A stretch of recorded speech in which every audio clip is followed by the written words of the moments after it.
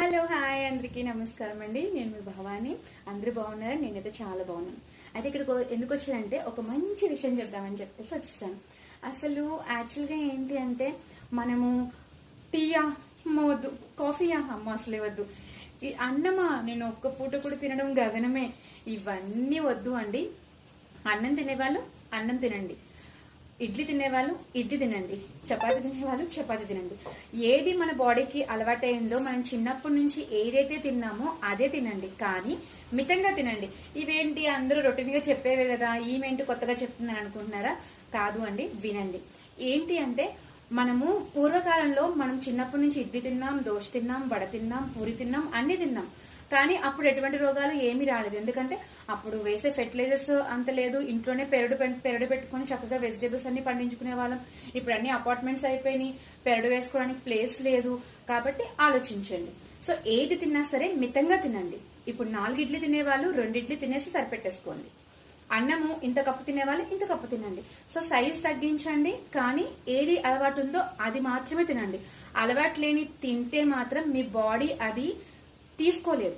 So మీ body తీసుకోలేనప్పుడే మీకు అన్ని problems వస్తాయి. డైజెషన్ సంబంధించిన ప్రాబ్లమ్స్ వస్తాయి, హెడేక్స్ వస్తాయి, ఏమేమో వస్తాయి. ఇవన్నీ రాకుండా ఉందంటే మీ బాడీ ఏది కావాలంటుందో అది మాత్రమే తినండి.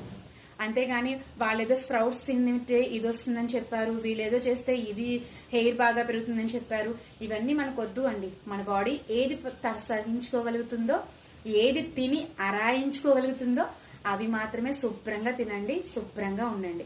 అది వద్దు ఇది వద్దు అని చెప్పేసి వద్దు.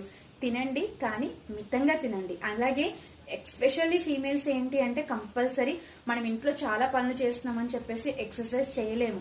ఎందుకంటే మనకున్న పనులకి సరిపోతుంది ఇక్కడికి అని చెప్పేసి అనుకుంటాం. కానీ compulsory females compulsory yoga practice చేయండి. సూర్య నమస్కారాలు, చంద్ర నమస్కారాలు కాకపోయినా చిన్న చిన్న యోగా అవి చేయండి. కంపల్సరీ మెడిటేషన్ చేయండి.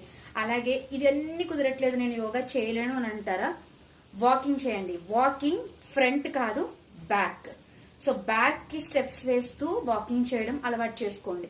స్టెప్స్ ఎక్కుతున్నప్పుడు కూడా స్టెప్స్ హోల్డ్ చేసుకుని గ్రిల్ ని హోల్డ్ చేసి జస్ట్ బ్యాక్ సైడ్ కి స్టెప్స్ వేయడానికి స్టెప్స్ ఎక్కడానికి ప్రయత్నించండి. సో ఈ విధంగా ప్రయత్నించి చూడండి, కంపల్సరీ చేంజ్ మీకే కనపడుతుంది, అర్థమవుతుంది.